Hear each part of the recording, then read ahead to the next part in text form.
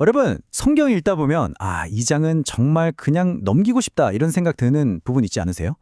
이름만 끝도 없이 나오는 그런 장이요. 창세기 10장이 딱 그렇죠. 그런데요, 만약 이 지루하게 짝이 없는 족보가 사실은 인류의 시작을 담은 거대한 숨겨진 지도 같은 거라면 어떨까요? 자, 지금부터 저랑 같이 그 지도를 한번 펼쳐보시죠. 아마 많은 분들이 고개를 끄덕이실 것 같은데 창세기 10장을 딱 펼치면 정말 그렇습니다. 누가 누굴 낳고 또 그 아들은 누구고 이게 뭐 하는 건가 싶죠? 낯선 이름들이 그냥 줄줄이 나오니까 여긴 뭐 그냥 넘어가도 괜찮겠지 하는 생각이 저절로 들어요. 저도 정말 그랬거든요. 하지만 그냥 넘기기에는 이 족보에 너무나도 중요한 비밀이 숨겨져 있습니다. 그냥 이름 몇 개 나열한 것 같지만 사실 이 안에는요. 대홍수라는 엄청난 사건 이후에 살아남은 인류가 어떻게 다시 이 온 땅에 퍼져나가게 됐는지 그 거대한 서사가 담겨 있거든요. 자, 그럼 첫 번째 비밀의 문부터 한번 열어볼까요? 이 지루해 보이는 이름들 목록, 그 너머에는 대체 어떤 깊은 의미가 숨어 있는 걸까요? 지금부터 함께 그 비밀을 파헤쳐 보겠습니다. 네, 바로 이겁니다. 창세기 10장은 그냥 누가 누구의 아들이다 이런 단순한 기록이 아니에요. 이건 말 그대로 인류의 두 번째 시작에 대한 이야기입니다. 대홍수라는 엄청난 심판 이후에 살아남은 사람들이 어떻게 다시 온 땅으로 퍼져나가 지금의 여러 민족과 언어를 이루게 되었는지를 보여주는 거죠. 그러니까 이건 신앙의 눈으로 기록된 역사책이라고 할 수 있습니다. 자, 그러면 이런 생각이 들죠? 이렇게 인류가 온 세상으로 퍼져나간 게 그냥 우연히, 어쩌다 보니 그렇게 된 걸까요? 창세기 10장은 단호하게 아니다라고 말합니다.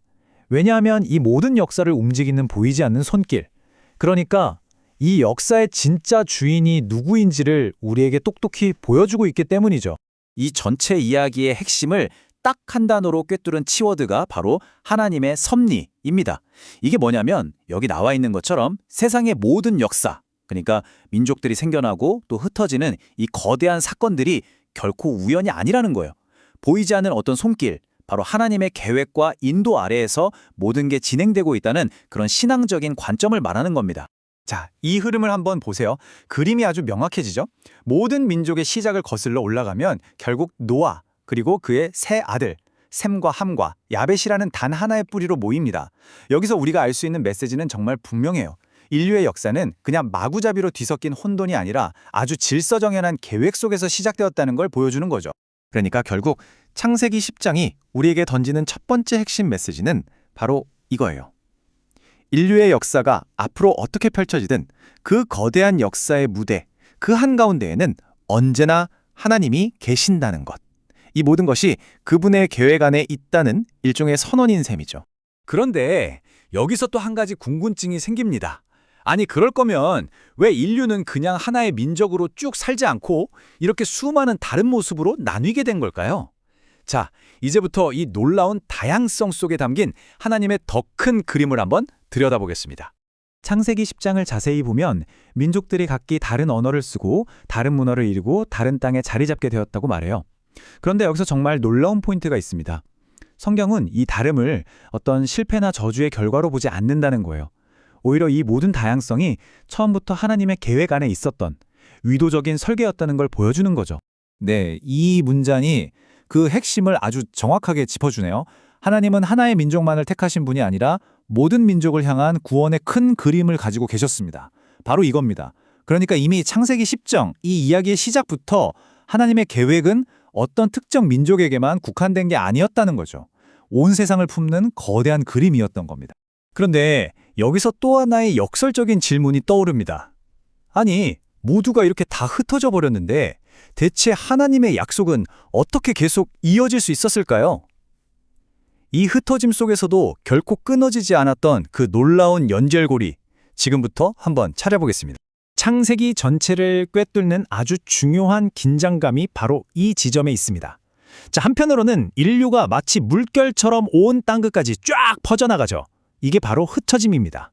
하지만 동시에 눈에 보이지 않는 구원의 약속이라는 아주 중요한 황금실 하나가 어떤 특정 가문을 통해서 굳건하게 쭉 이어지고 있었다는 사실, 이게 바로 이어짐입니다. 자, 이 타임라인을 보시면 모든 퍼즐 조각이 딱 맞춰지는 느낌이 드실 겁니다. 보세요. 홍수 심판으로 인류가 다시 시작하죠. 그리고 창세기 10장에서 모든 민족, 열방으로 흩어집니다.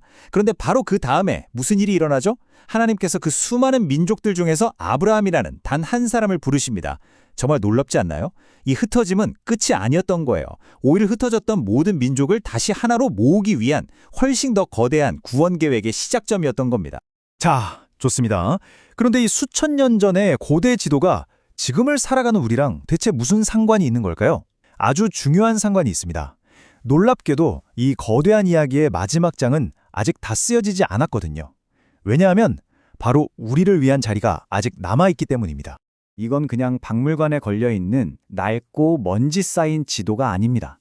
이 지도는 지금도 여전히 살아 숨쉬면서 바로 오늘 우리 한 사람 한 사람에게 아주 분명하고 또 강력한 메시지를 던지고 있습니다. 네, 바로 이것이 창세기 10장이 오늘을 살아가는 우리에게 주는 최종 결론입니다. 우리가 어떤 피부색을 가졌던, 어떤 언어를 쓰든, 또 어떤 문화 속에서 살아가고 있던지 상관없이 우리 모두가 창세부터 시작된 이 위대한 이야기의 주인공으로 부름받은 하나님의 백성이라는 사실입니다. 우리는 더 이상 그냥 구경꾼이 아니에요. 이 이야기의 다음 페이지를 직접 써 내려가야 할 참여자인 거죠. 그래서 마지막으로 이 질문을 여러분 각자에게 남기고 싶습니다.